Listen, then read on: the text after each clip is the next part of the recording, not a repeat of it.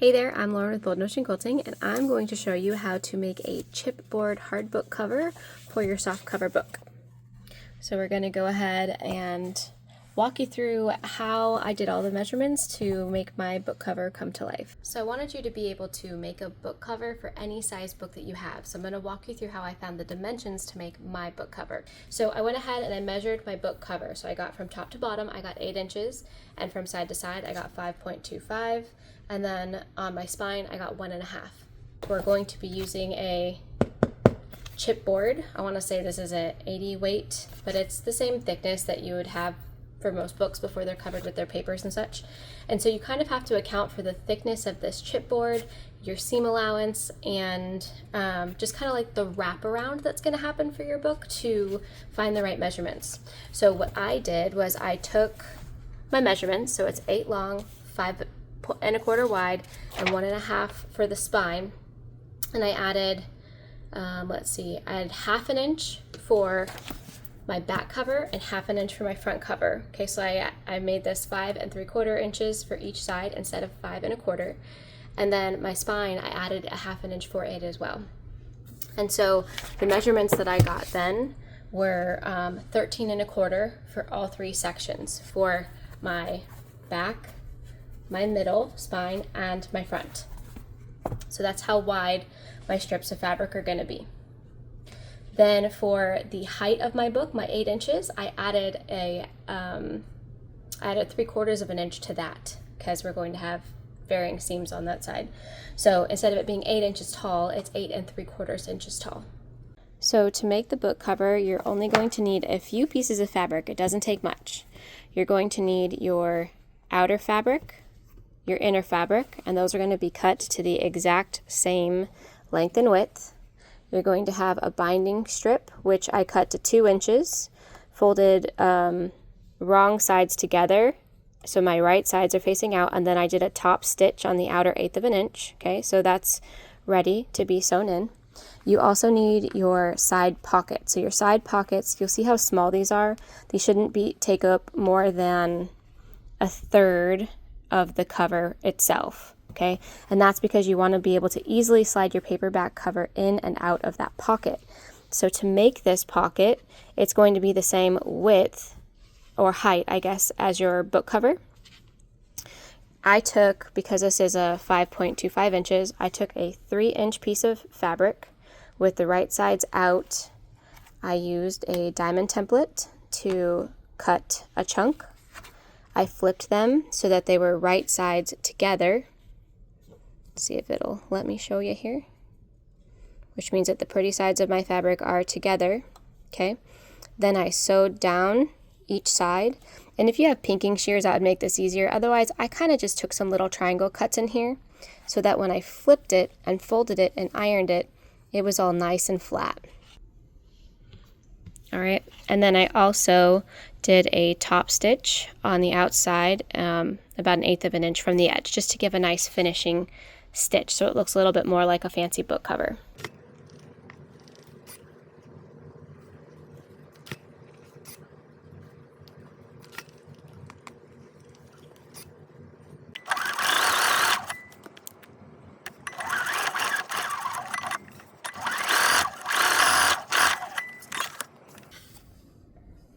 Your next step is to take the inside cover fabric and layer your pockets on the top of it, and then layer your binding fabric on top of that as well, and then sew 1/4 inch across the bottom. Then you're going to take your top fabric and you're going to place it on top, and then you're going to pin around the top 3 edges, leaving the edge with that binding strip unpinned.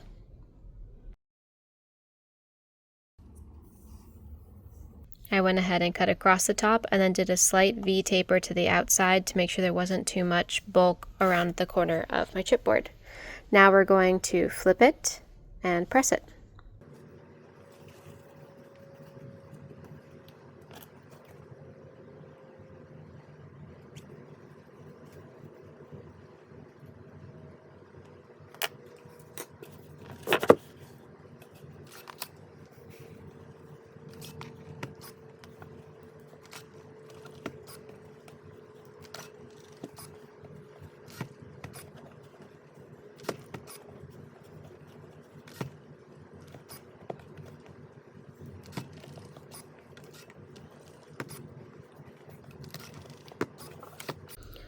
So to account for the width of the chipboard, we need to find the appropriate dimensions to make our covers. So we're going to fold our fabric in half and we're going to put a pin in the middle. Okay, and then we're going to take the width of our book cover, which the original width was 5 1/4. So from the edge of my fabric, I'm going to come in 5 1/4 plus 1/8. So I took the sides of my book cover, which was 5 1/4, and I added 1/8 of an inch and I put a pin there. Then I did it from the opposite side and came in. Then I'm going to line up my ruler, 1, 2, 3, 4, 5 1/4 and 1/8. So much harder with my black fabrics than my other ones, okay? And that lines up with my pin. And then I'm just going to take and draw on the inside of my book spine, of my book cover, sorry. 1, 2, 3, 4, 5 1/4 and 1/8. So size of my book cover, 5 1/4 plus 1/8 of an inch. And then I'm going to come and draw a line down that way. So this is the inside of my book cover that I'm drawing on because I don't care if I'm going to see it, and I don't care about erasing the pen marks. So I'm going to go ahead and I'm going to sew down either side of those. And I'm going to flip this open and sew until the edge of that fabric. So next I'm going to take my chipboard and I'm going to take a box knife. And my chipboard that I got is like the size of a sheet of paper. It's like 8.5 by 11. And I'm going to leave the 8.5 side because that's how tall my book is, right? So we want to leave the 8.5 side. And we're going to cut across the 11. So, because that's what makes sense for math for this. If you're doing a different size, larger book, that's not going to make sense for you. So I'm going to line it up so it's nice and straight on my ruler, not necessarily on my table. 1, 2, 3, 4, 5 1/4 plus 1/8 because we want a little bit of space to cover the edges of our book.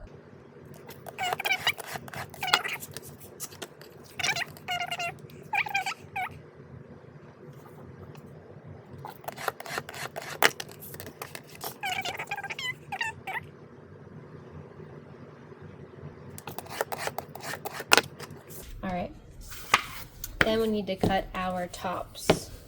So it was 8 inches, so we're going to do 8 1/8.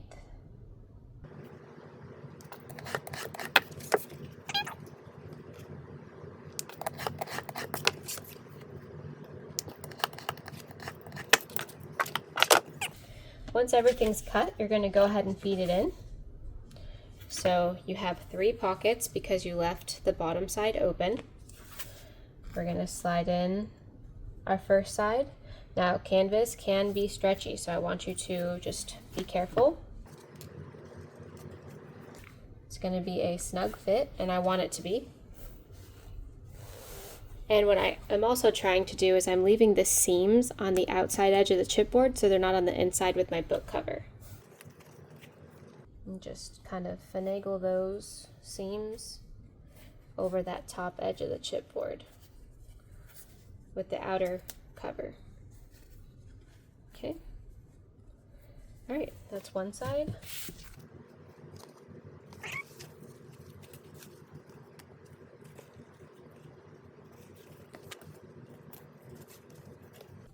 Okay, so now you've got your chipboard in on all 3 pieces. Yeah, you'll want to cut off some fabric.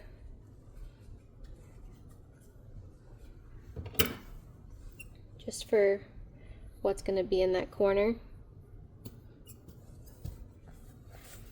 Don't cut your seam to your seam allowance, just cut some of this bulk off.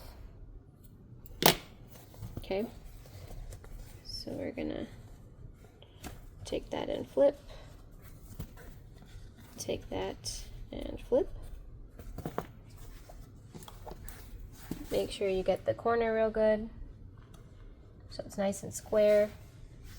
It's not pulling against itself.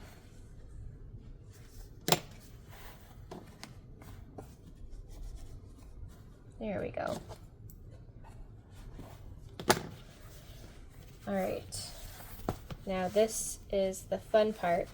I like to do this with the book in it, so, well, after we iron actually. Next step is just to take this, to pull it around and press it.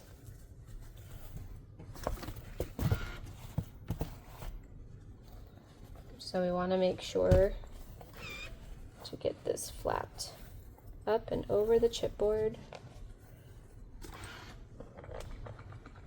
And because your chipboard's cardboard, it can take some heat without steam. So we're going to go ahead and put our book in. The first cover is going to slide in super easy. Okay. Then the next one, we're just going to take it, and again, the hope is not to damage anything.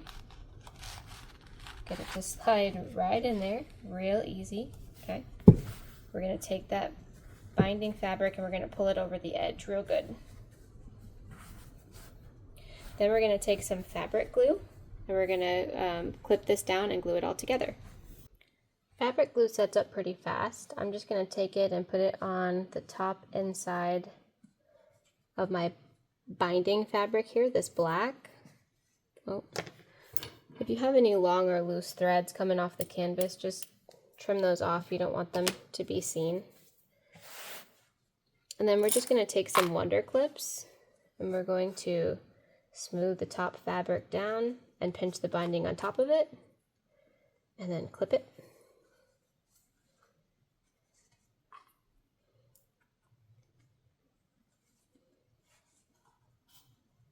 Smooth pinch and pull.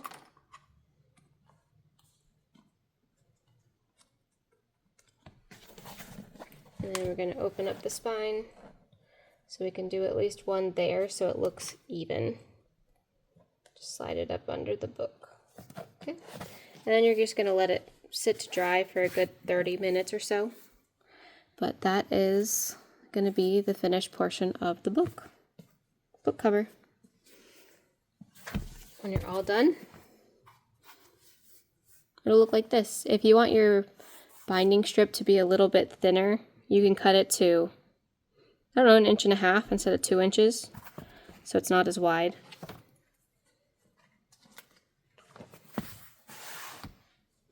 And then put clips wherever you need them to keep everything down. But that's how you make the hardcover book cover for a softcover book.